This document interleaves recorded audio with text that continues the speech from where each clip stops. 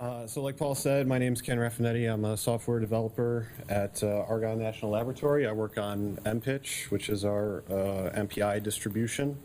And so I'm going to talk a little bit about our perspective and experience with OFI in MPICH so far. So a little background about MPICH, what it is. It's a high performance and widely portable open source implementation of MPI. It supports all features of MPI that have been standardized up until this point, up to including MPI 3.0. It's a project that's under active development by a team at Argonne and some folks at the University of Illinois, UIUC. In addition to, we have several close collaborators in academia and industry that contribute things like features and bug fixes and testing for us along the way. So the current stable release of MPICH is 3.1.4. You can find that on our website, www.mpitch.org. Kind of the overarching goal of the MPICH project is to be the preferred MPI implementation on the top machines in the world. So we're talking, you know, the top half of maybe the top 500 list every year. Those are the machines we try to target.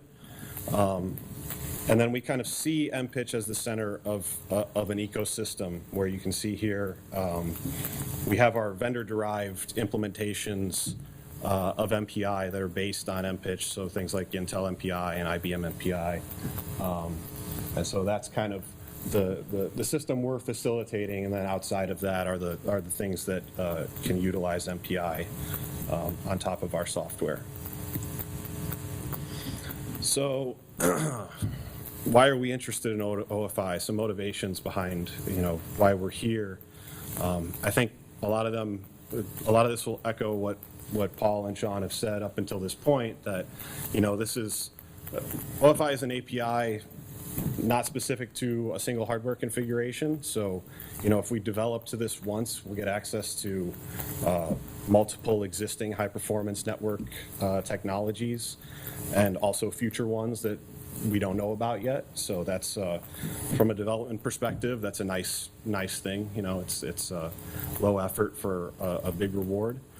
The community is very active and open. So, you know, all we have to do is call in every week and find out what's going on in the OFI group or in the OFI WIG. You can subscribe to the GitHub. You can look at the code. It's open source, so you can find out how things work and you know, suggest fixes or features where you see there might be deficiencies. And then, like again, like we've heard in the previous presentations, this is a nice abstraction for the MPI layer. So, you know, if we go by just a line of code metric, I can say that, you know, the OFI integration in MPICH is probably the smallest in terms of lines of code than any other network support we currently have in our distribution. So it really does a good job of hiding some of those nitty-gritty details, but not necessarily hiding them completely. You know, like Sean said, we can access them still. Yes? Where would you say you're on? I think we'll see that we're pretty much on the easy side at this current time. You know, this is still early, so and again, and yeah, so I'll talk about it, but I'd say right now we definitely skew more towards easy.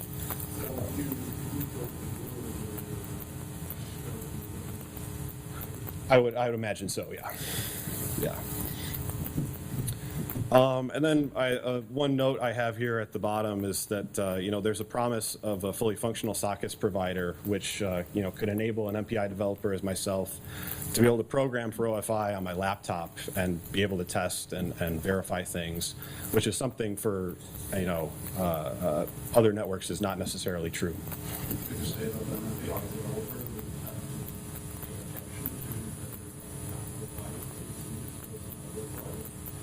I'm sorry? Are saying that as an MPI developer, that you have to pay attention to the underlying provider doing OFI? Well, if that depends. So the idea is, or at least the perspective that I have had is that the sockets provider supports all features of OFI. So you can use it in any sort of mode you care to, and so I don't have to worry about provider if that's the case. If I'm testing a particular feature, I can do that using the sockets provider and kind of verify that on my laptop that it's working correctly. I mean, that's not to say I won't test it on other hardware, but it's nice that I can at least do the development and some sort of verification on my laptop, which with other APIs I haven't been able to do in the past. So we can't completely ignore the provider, but we can at least do something.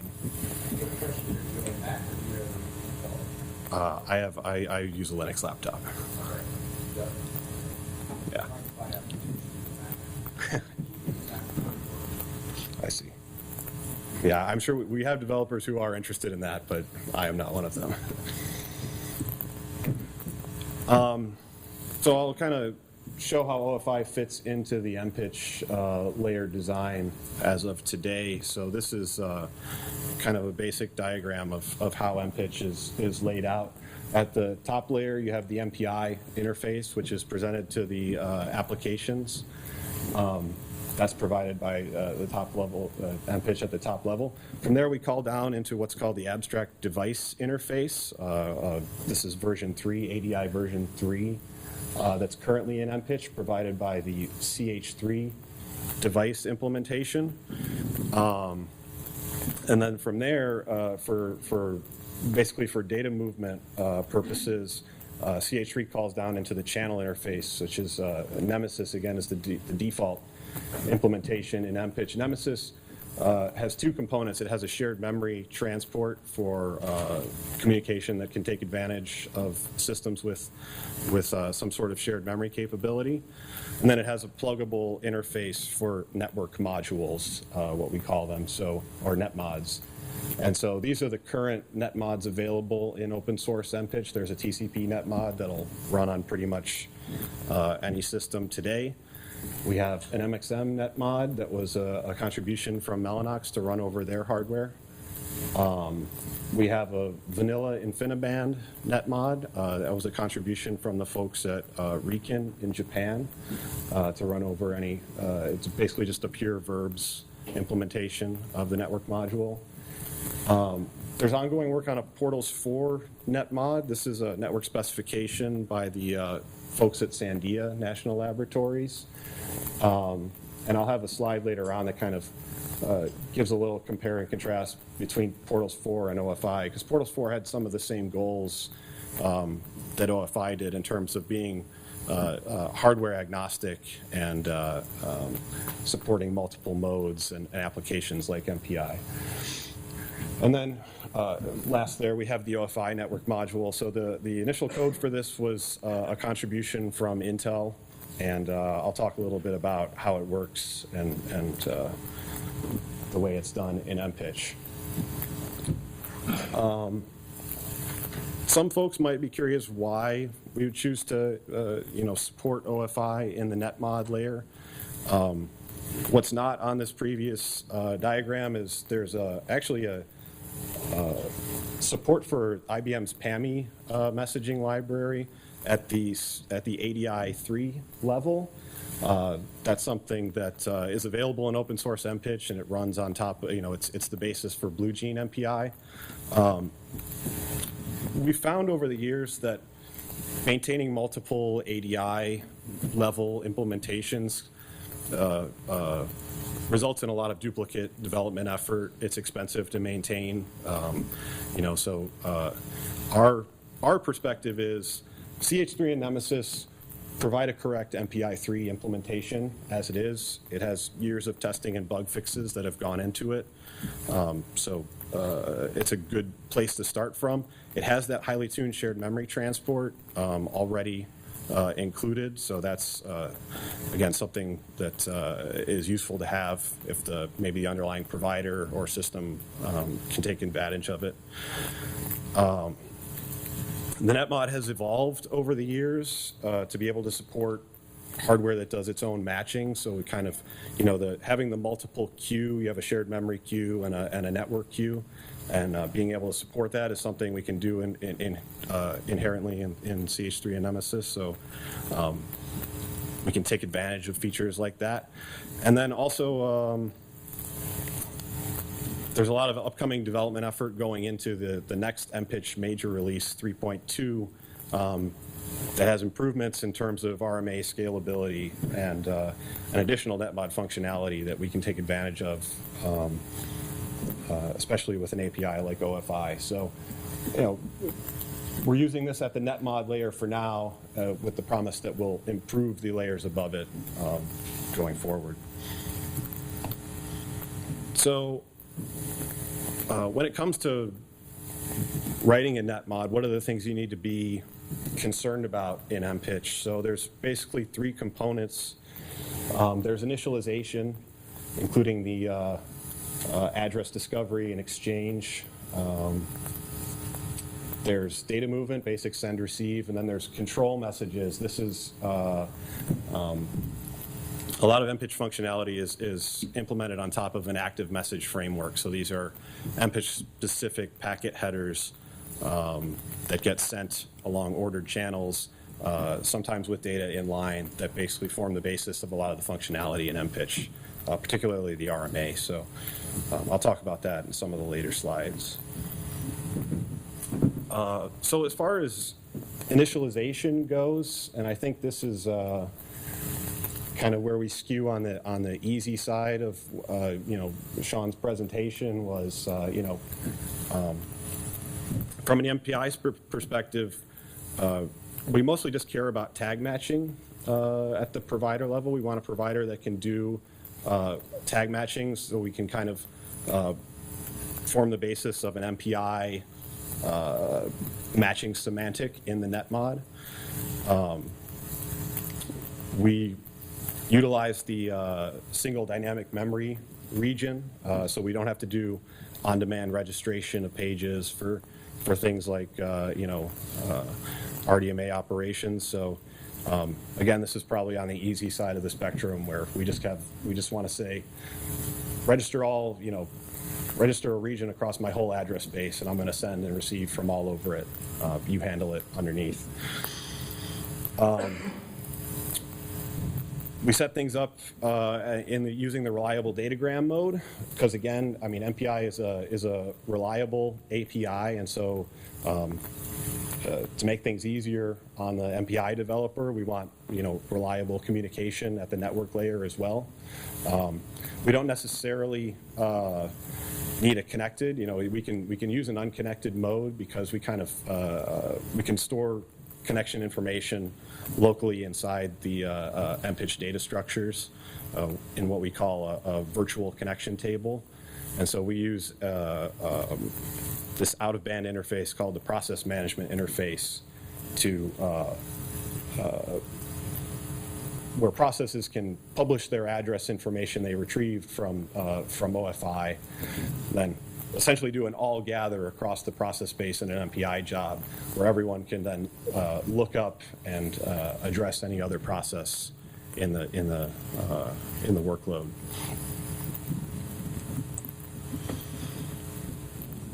So then that takes us kind of to the data movement portion. So again, the network modules in MPICH allow you to kind of override, or they allow you to kind of take an MPI send call and translate it almost directly to what the hardware is capable of doing. And so I kind of have a code example here that highlights kind of where things translate to the FI tagged send and receive functionality that's available from the OFI API. And so we have here the MPI send call, which, you know, specifies a buffer, and I can use that, especially in the case of a contiguous send. I can use that directly. I can pass that buffer directly to the FIT send operation. The data size in the FI send is a direct product of the count and data type arguments to the MPI send operation. Again, destination, we can look that up in our virtual connection table and grab the fabric address of the process we're trying to communicate with. And then we can, for matching purposes, we can basically encode the tag and communicator information in the match bits available, made available by the provider. And so this is a pretty straightforward, closely mapped mode in which you can do MPI send receive. You can see the other arguments there in that aren't colored are basically global things that were set at initialization time. So this is with very little translation, you can kind of go from an MPI send to a fabric send. So like any MPI person, I wanted to try this out, run some benchmarks and see how it worked with the current OFI code. For my purposes, I used a cluster at Argonne, the Blues cluster, which is an Intel Nehalem-based cluster with QLogic InfiniBand host adapters. I used the OSU micro benchmarks for this, so I did a 0-byte ping pong test with MPICH over OFI using the PSM provider for our hardware. And you can see we have 1.9 microseconds ping pong latency versus, I did a comparison against using MPICH over a pure PSM integration. And numbers are close there. There's a little bit of a gap, which, you can attribute to the additional OFI software layer. And then I also think the MPICH PSM integration is actually at the CH3 level as opposed to, or I think it's at the channel level as opposed to the netmod level. So that, again, there's a couple extra layers there, but for a library such as OFI, which is still not even is still pretty early on in the stages, this is pretty encouraging result. And you can see on the bandwidth graph too. We have nearly identical performance. So, the encouraging thing here is that OFI is doing a good job of exposing the functionality of PSM to the upper layers without kind of hindering it in terms of additional overhead and things like that. So, like I said, this is just a nice, encouraging result to see. And this is also using what we would term, skewing on the easy side of the use of the API. Yeah. It is QDR, I believe. Yeah. Yes. Okay. Yeah. It's a QLogic. I don't know this, but yeah, it's a QLogic adapter. Yeah.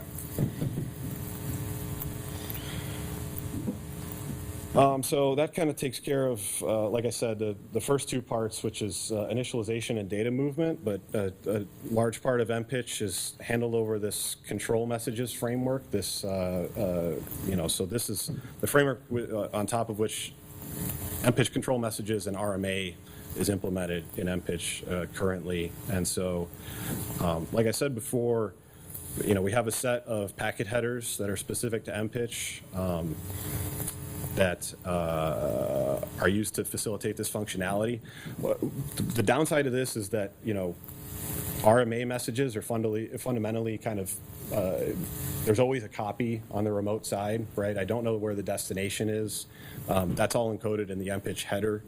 So I have to set up basically a persistent request on the target side for every process that says, this is where I'll accept packets for RMA operations, and then once I receive them, I'll figure out what to do with them. I'll process and copy the data to the ultimate destination. So it's not very efficient design for the time being, but I will say that the implementation of something like this is fairly straightforward using the OFI API. We set up a single persistent request. For messages larger than what's possible to do in the eager size, it's fairly straightforward to set up that rendezvous protocol and go from there. So again, this is like I said, it's not the most efficient implementation, but it does work, and it's easy to understand inside MPICH. And then with the ongoing work in the next release of MPICH, we'll be able to maybe take advantage of some of the more advanced functionality in the OFI API, like put, get, and atomic operations. So that's kind of just the way things are right now, and they should improve in the future. So I also, ran some basic benchmarks for the RMA as well to kind of get an idea of where we stand today, again, compared to MPICH over PSM. So for 1 byte put latency, we're in the area of 20 to 25% more latency, which we can attribute some of that to additional software layers. But then again, on the bandwidth graph here, we're looking at nearly identical performance with MPICH over pure PSM. So again, this is it's encouraging to see that OFI is,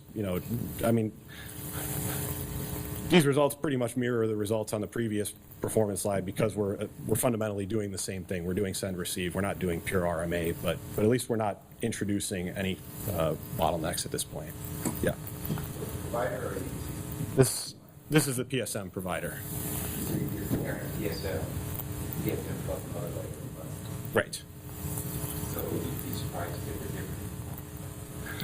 different? Yes, I suppose so. I mean, again, OFI is kind of in the early stages here, so it's encouraging to see that it's not adding any additional overhead, at this point. Would your package run on your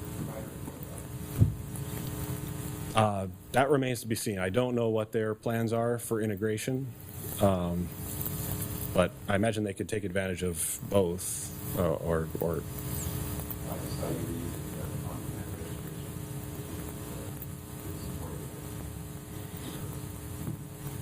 registration. oh, I see. Well, I mean, there's many different modes that MPICH can run over, so I don't, I'm not as familiar with the code as I am with MPICH code, so I'd have to, I can't really speak to that, unfortunately.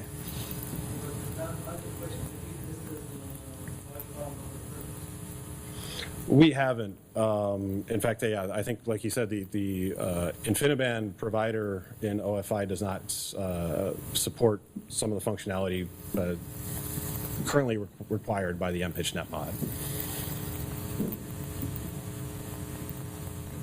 So no, we haven't tested at this time. Yeah.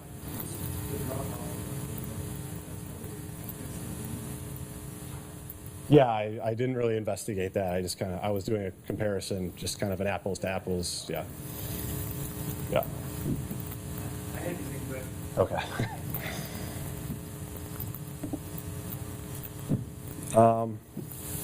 So I guess, as I mentioned before, I wanted to kind of, because I've been working on the Portals 4 integration in MPICH, I wanted to do a little bit of compare and contrast.